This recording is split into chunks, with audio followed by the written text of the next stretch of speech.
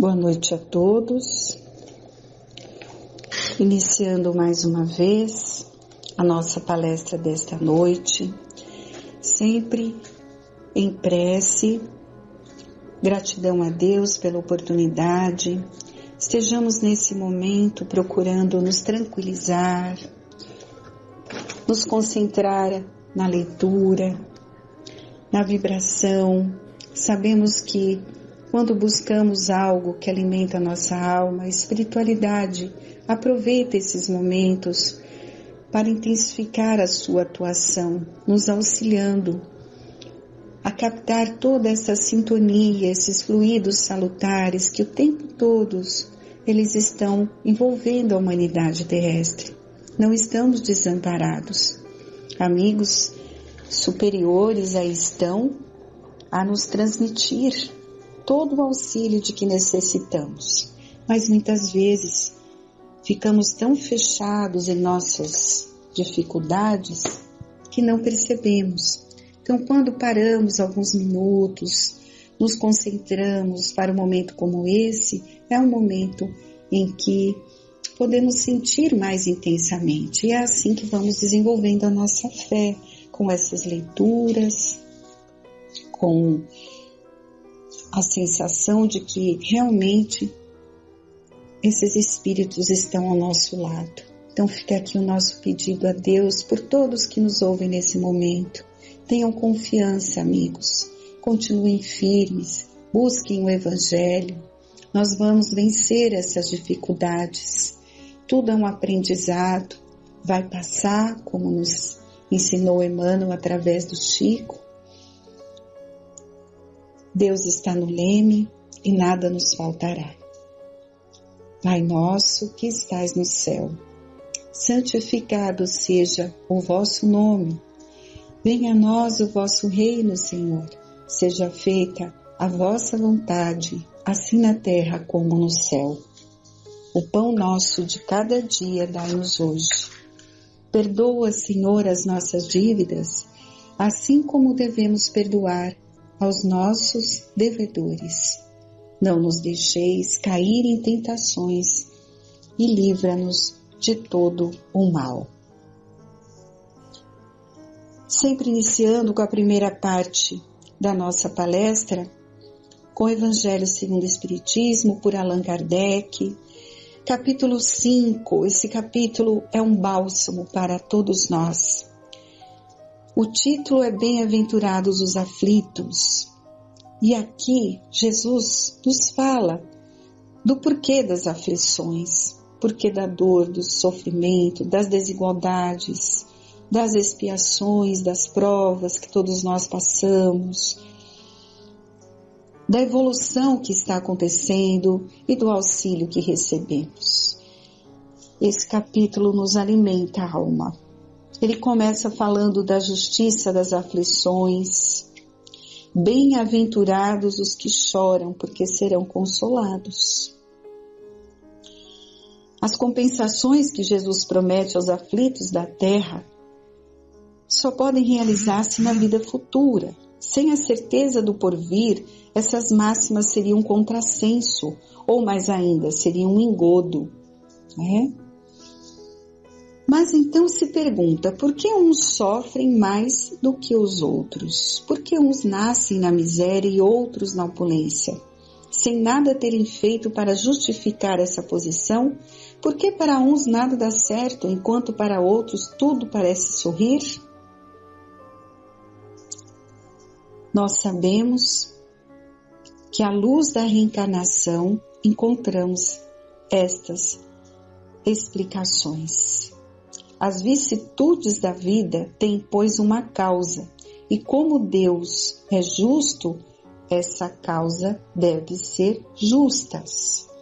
As vicissitudes da vida são de duas espécies, né? Tem duas origens. À luz da reencarnação nós entendemos isso. O porquê da dor, o porquê da expiação, o porquê da prova. Umas têm sua causa na vida presente, outras fora desta vida, no nosso passado. Remontando à fonte dos males terrenos, reconhecemos que muitos são a consequência natural do caráter e da conduta daqueles que o sofrem. Quantos homens caem por sua própria culpa? Quantos são vítimas da sua imprevidência, do seu orgulho, da sua ambição? Né? Então, se nós que montarmos toda a nossa jornada, muitas situações que nós sofremos hoje são frutos de escolhas dessa própria encarnação. Fizemos escolhas erradas, pelo orgulho, pela vaidade, pelo egoísmo, no campo das viciações, nos perdemos e aí estamos sofrendo consequências. Não é castigo de Deus, foi escolha nossa. Então a doutrina deixa bem claro que existe a lei de ação e reação, causa e efeito. Eu sou livre para escolher o caminho que eu quiser, mas vai ter consequências, é assim que nós vamos aprendendo, errando e acertando. Deveria ser assim? Não. O nosso futuro, a nossa evolução vai depender daquilo que eu construir. Deus está ao meu lado, nos propicia todas as oportunidades, nos dá a chance quantas vezes forem necessárias, nos acompanha, nos dá um espírito protetor que está ao nosso lado o tempo todo, mas infelizmente nós insistimos em escolher o caminho mais difícil. Alertas não nos faltam. A verdade chega a todos os corações, só que nem todos estão receptivos, não querem ouvir, e aí vão construindo aflições, dores que nem deveriam passar, mas faz parte, né? Como diziam as nossas avós, né? Plantou, vai colher, simples assim. Que todos os que têm o coração ferido pelas vicissitudes e as decepções da vida, interroguem friamente a própria consciência. Se eu tivesse ou não tivesse feito tal coisa, não estaria nessa situação. Não é verdade, amigos? Não podemos ficar nos enganando. A grande maioria das nossas aflições deve-se a si mesmo. O homem não é assim, né? Na maioria dos casos, o autor dos seus próprios infortúnios. Mas em vez da gente reconhecer isso, acho mais simples, menos humilhante para a sua vaidade, acusar a sorte, acusar a Deus, a falta de oportunidade, sua má estrela. A gente não fala tudo isso? Mas na verdade, a sua má estrela é a sua própria incúria. Então, assim, são as escolhas erradas que fizemos. Então, quando a gente começa a estudar o Evangelho, a conhecer essa verdade toda, tão clara, ela começa a nos libertar. E aí a gente vai assumindo, observando em nós os erros, as viciações, e tomamos a decisão de mudar. E quando não encontramos as respostas nesta vida, porque às vezes nós sofremos alguma situação e não tem explicação, né? Aí nós temos que buscar no passado. Passado que todos nós temos, de muitos erros. E Deus, em cada encarnação, nos dá a oportunidade de corrigir. O que nós temos que lembrar é que todo efeito tem uma causa. E muitas vezes o homem não é punido na existência presente, mas isto vai ficar pendente. E no momento certo, ele vai passar pela expiação, ele vai consertar esse erro que ele mesmo criou, né? Mas lembre-se, é consequência, não é castigo. Não existe castigo de Deus. O homem sofre aquilo que fez os outros sofrerem. Se ele foi duro, desumano, poderá ser, por sua vez, tratado com dureza e desumanidade. E assim por diante, né? E a gente tem que lembrar que nós estamos num mundo inferior, né? Onde nós vivemos porque temos muitas imperfeições. Então a gente está aqui para aprender.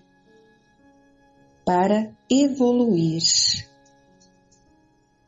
Todo sofrimento, porque nós passamos nesse mundo, trata de simples provas escolhidas por nós mesmos para acabar com as nossas imperfeições, nos purificarmos, acelerar o nosso adiantamento. Então, as expiações e provas acontecem para todos.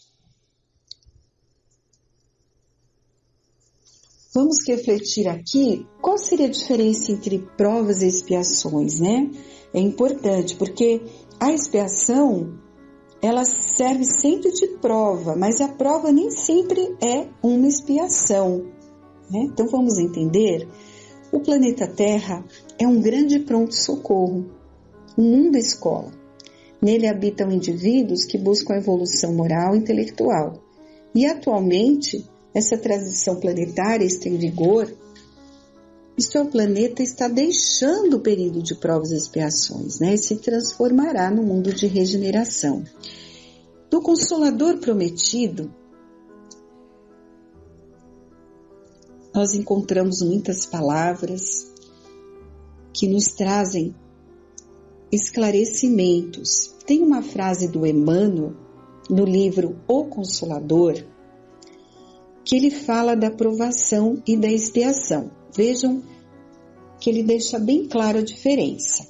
A provação é a luta que ensina ao discípulo rebelde e preguiçoso a estrada do trabalho e da edificação espiritual.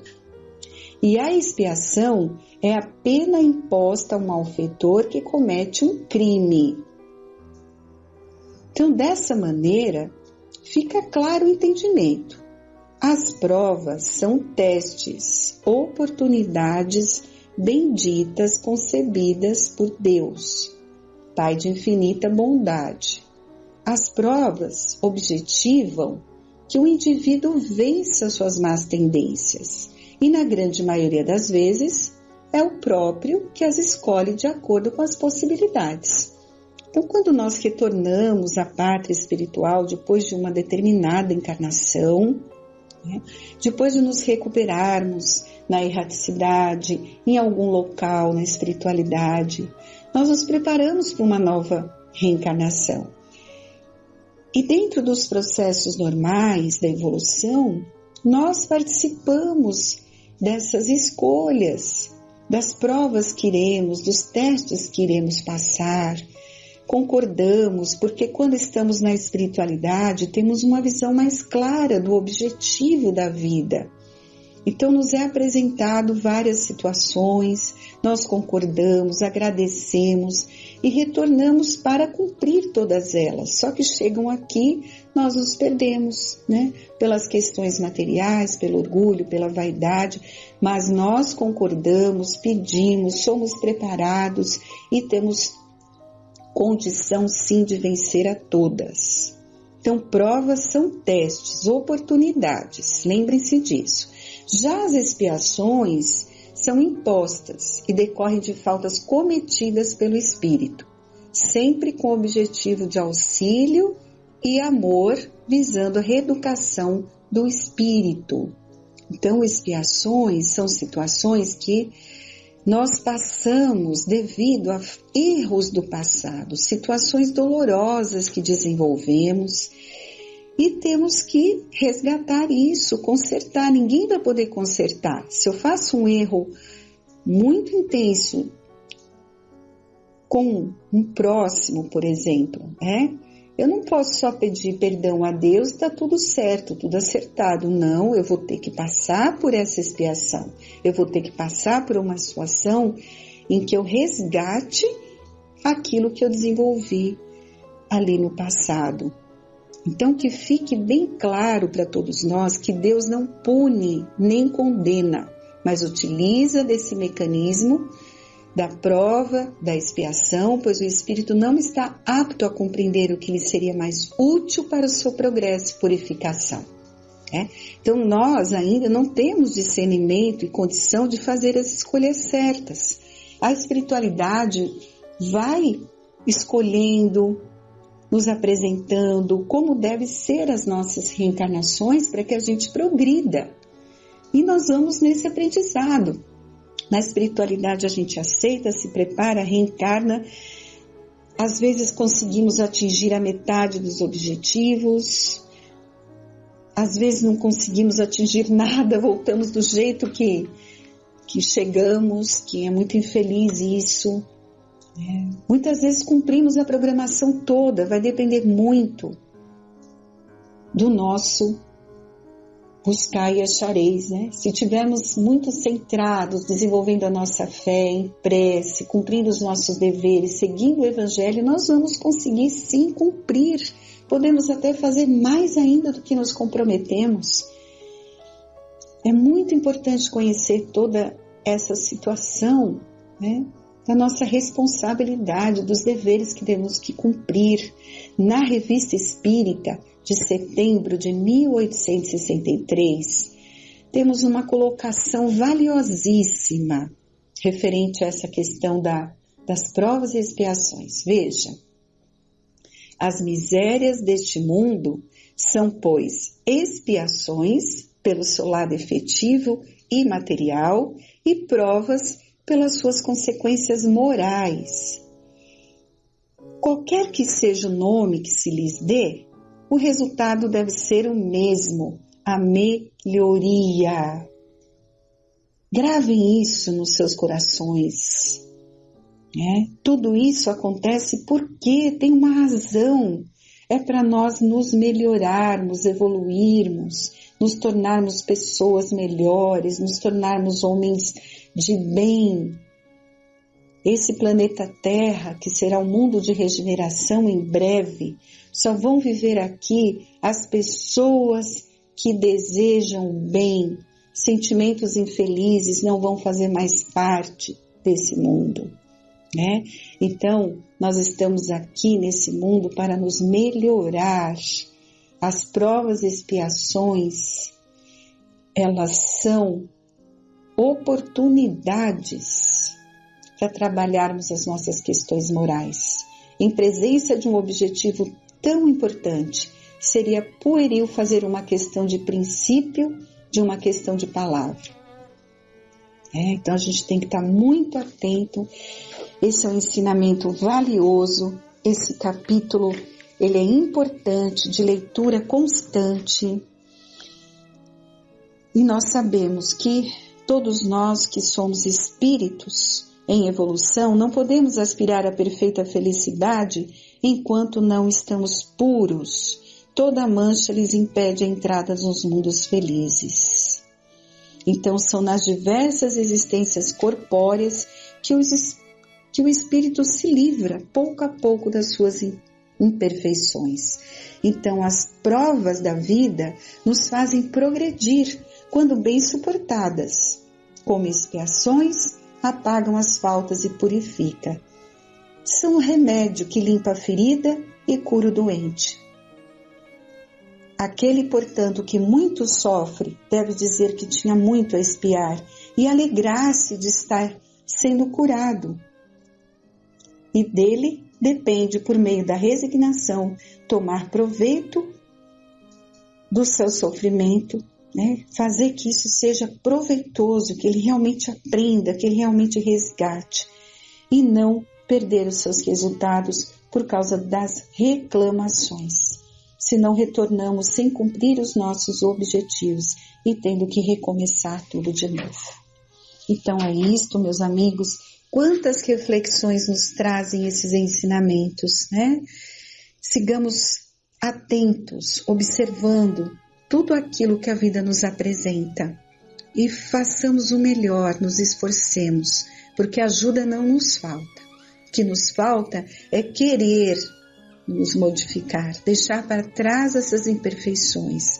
Seremos tão felizes se nos desvencilharmos de tudo isso que é um peso para nós na nossa caminhada, né? Então, que todos fiquem com Deus, uma boa noite e teremos a segunda parte da nossa palestra com o companheiro Roberto.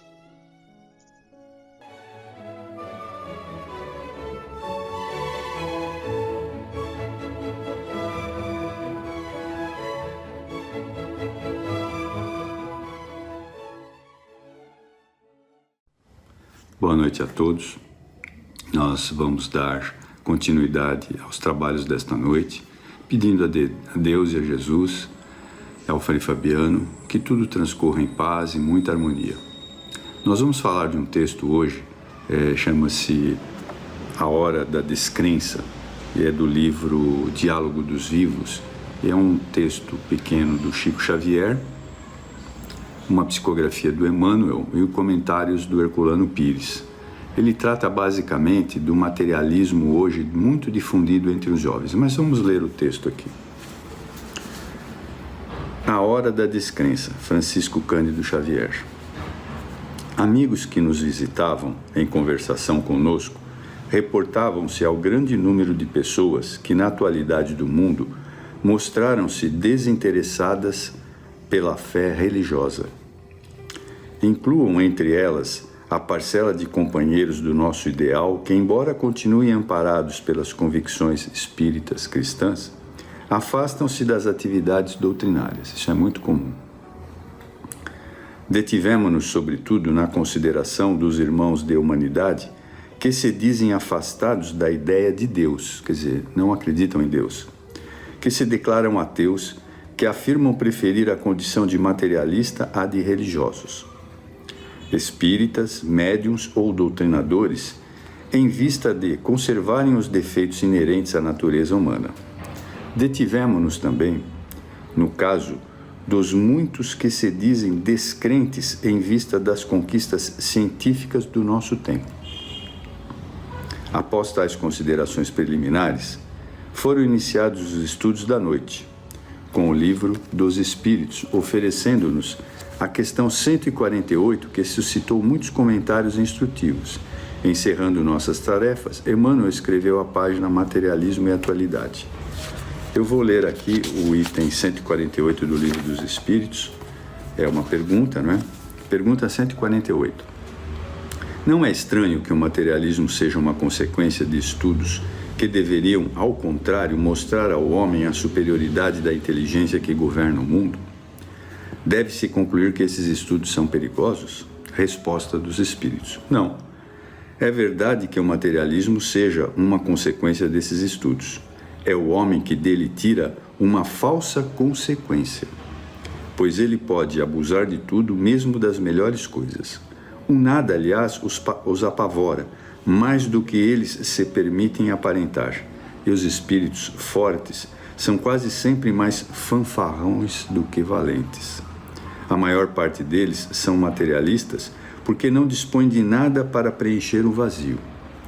Diante desse abismo que se abre entre eles, mostrai-lhes uma tábua de salvação, e a ela se agarrarão ansiosamente. Né? Agora vamos ver aqui o texto do Emmanuel sobre essa situação, materialismo e atualidade. Nos mais diversos grupos religiosos, temos companheiros que se confessam desolados por desenganos e se retiram da fé, saem, né, da doutrina espírita. Dizem que eu fui espírita, hoje não sou mais. Asseverando-se dispostos a viver sem Deus. Viver sem Deus para eles significa a demissão das disciplinas e obrigações que nos frenam os impulsos inferiores e nos impõem os deveres da educação própria. Né? Vamos citar aqui o apóstolo Paulo. Né? Tudo eu posso, mas nem tudo me convém. Livres, tais quais somos, procedem assim acreditando que se farão mais felizes pela adoção de semelhante atitude. No entanto, não se sabe de nenhum deles que haja chegado com isso à paz íntima, alicerçado fundamentalmente na felicidade. É que a consciência ocupa em nós muito mais espaço que todas as estruturas que nos constituem o corpo e a alma.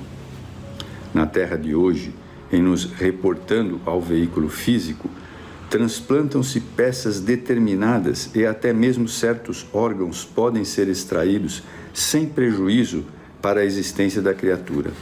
Não existe, porém, qualquer cirurgia que atinja as forças da consciência, né? Ou seja, no corpo físico pode-se fazer muitas cirurgias, mas na consciência não.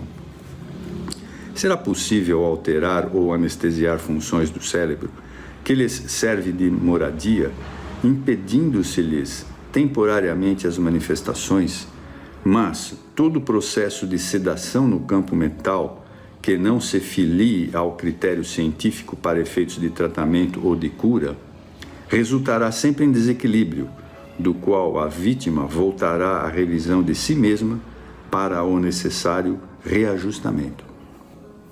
Nenhum de nós foi criado para a irresponsabilidade. Urge observar ainda que não somos tão ingênuos a ponto de admitir que basta crer em Deus para que nos sintamos anjos, ao invés de criaturas humanas. Lógico, não basta sentirmos que somos criados por Deus, né? Precisamos vivenciar as coisas realmente.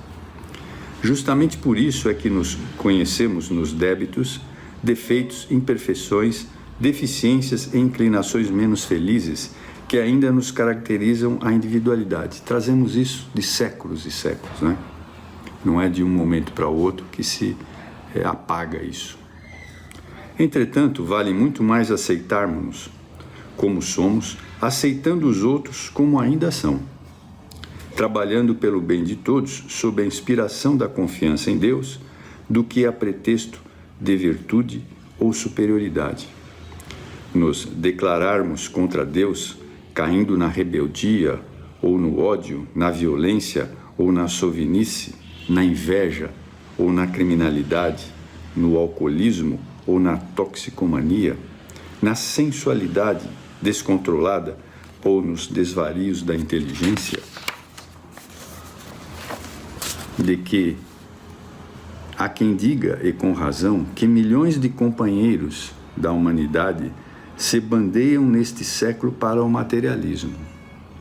Todos eles, porém, permanecem no tumulto e na insegurança, procurando a paz e a alegria que não encontram. E isso ocorre inelutavelmente porque toda vez que nos arvoramos contra Deus, optamos pela desorientação da nossa própria vida. Diante dos irmãos que se afastam dos templos e oficinas da fé religiosa, oremos pela tranquilidade deles. Porquanto se escolhem fugir de Deus, alegando obstáculos e tribulações na estrada real para a vida superior, muito maiores serão as dificuldades com que se observarão defrontados no terreno desconhecido em que se marginalizam. E prossigamos atentos nas obrigações que nos cabem, claramente convencidos de que todos aqueles companheiros nossos que pretendem a fuga de Deus continuam em Deus, ante a impossibilidade de viverem sem a própria consciência. Vejam só que interessante. Ninguém pode fugir de Deus. É uma questão de tempo. Sofrem com a ausência da mais profunda intimidade com as tarefas alusivas à inspiração de Deus. Suspiram pelo retorno à fé e se atormentam com a sede de harmonia interior, motivos pelos quais a disciplina das leis de Deus, todos eles um dia voltarão.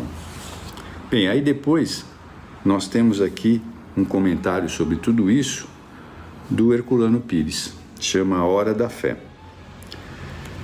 Não é por causa dos estudos e do progresso das ciências que os homens se tornam materialistas, mas por causa do orgulho e da vaidade.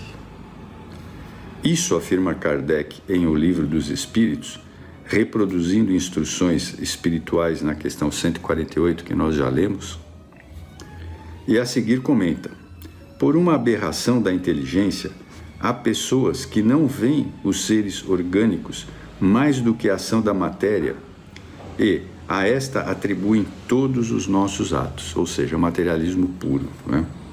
Essa aberração da inteligência torna-se mais evidente em nossos dias. E a diagnose de Kardec foi absoluta precisão. No momento exato em que a cultura terrena perde as suas bases materiais e passa a girar na órbita do espírito, é absurdo, simples absurdo, lamentável prova da deformação, da lógica pelo orgulho a opção do materialismo. A matéria se desfez em energia e, portanto, em vibração, mas nas mãos dos físicos a descoberta da antimatéria revelou um novo plano de vida, né? Novas perspectivas se abrem cada vez mais nas ciências. A astronáutica abriu-nos a possibilidade de contato com outros mundos habitados. Os materialistas foram surpreendidos com a possibilidade de ver e fotografar o corpo espiritual do homem e puderam constatar que este corpo não se destrói com a morte. Quais os dados que esses avanços do conhecimento oferecem a favor da concepção materialista? Só uma aberração da inteligência, uma deformação da razão pode levar alguém a deduzir dessa enorme revolução científica que o materialismo saiu vitorioso. Os próprios filósofos materialistas, como no caso de Bertrand Russell, viram-se obrigados a estranhos marabalismos mentais para defender a sua concepção.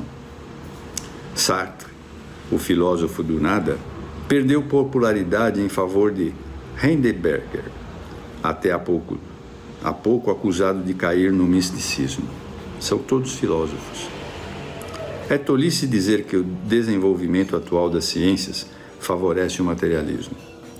O próprio Einstein afirmou, bem antes desses avanços mais recentes, abre aspas, o materialismo morreu por falta de matéria.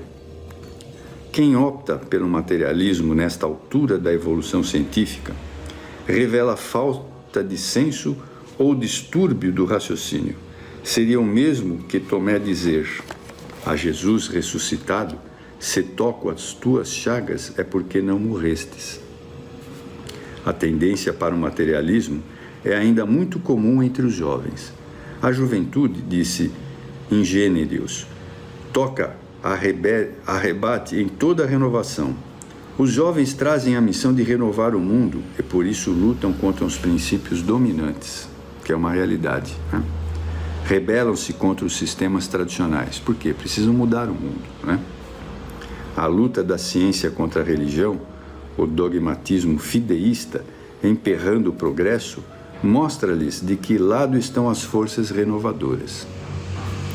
Eles se alistam afoitamente desse lado, mas o Espiritismo transformou esse quadro, revelando que a ciência também pode frear o progresso. Os dogmas do materialismo científico são tão prejudiciais quanto aos do fideísmo religioso. E os moços começam a compreender isso. Temos de ajudar os jovens, mostrando-lhes que o Espiritismo não sofre dos prejuízos do dogmatismo fideísta ou do dogmatismo religioso. Temos de mostrar-lhes que a ciência espírita é hoje a posição de vanguarda, é moderna. Mas para tanto é necessário desenvolver-me a cultura espírita, criando o clima adequado à compreensão da doutrina em sua plenitude e não apenas no seu aspecto religioso, né? Ai dos que tenham tentado afastar os jovens do Cristo, subordinando-os às rotinas dos velhos. O Espiritismo é a juventude do mundo, quer dizer, é a mudança, é a renovação, é a rebelião contra os erros do passado. Ele nos propõe uma nova hora de fé, mas a fé racional e a fé pelo saber, né? Então, esse texto é muito bonito, né? Tanto do Herculano quanto do Emmanuel, né? Mas nós temos visto que nem todos os jovens são totalmente materialistas, né? Nós temos visto companheiros nossos e muitos outros companheiros, muitos jovens abraçando fortemente a doutrina espírita. Isso nos dá um alento, né? Mostrando que não só o materialismo vai vencer, porque muitos desses jovens já nascem com a disposição de Deus em seus caminhos, né? Então isso é muito interessante de observar. Claro, ainda entendemos que a grande maioria está longe de Deus, né? Não acreditando em todos os aspectos da religiosidade. Mas, por outro lado, temos muitos jovens, como eu já disse, que abraçam a doutrina e outras religiões muito fortemente. E isso é o que realmente vale, né?